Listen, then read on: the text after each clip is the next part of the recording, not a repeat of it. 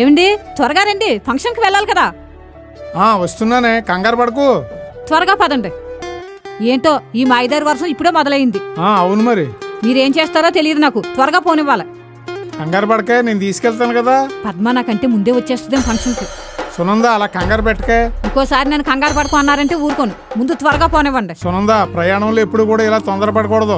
మనం వయసులో ఉన్నప్పుడు ఎక్కడికైనా ప్రయాణం చేయాలంటే సొంత కారు ఉండాలని ఎంతో ఆశపడేదానివి. ఇప్పుడు సొంత కారు ఉన్నా ఈ ప్రయాణాన్ని నువ్వు ఆస్వాదించలేకపోతున్నావు. అయినా టైం ఏమైపోయిందని, ఫంక్షన్ ఇంకా 2 గంటల్లో స్టార్ట్ అవుతుంది. ఇక్కడి నుంచి వెళ్ళడానికి అరగంట పడుతుంది. ఎందుకు అంత కంగారు పడిపోతున్నావు? లేనప్పుడు బాధపడతాం ఏదైనా సరే, వచ్చిన తర్వాత ఆస్వాదించలేము.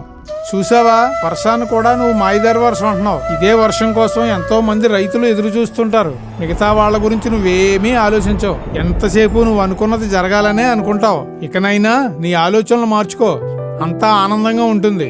మీరు చెప్పేదంతా నిజమేనండి. ఏంటో ఈ మధ్య అన్నింటికి కంగారు పడిపోతున్నాను. మీరు చెప్పిందంతా నాకు అర్థమైందండి. ఈసారి నన్ను నేను మార్చుకుంటాను.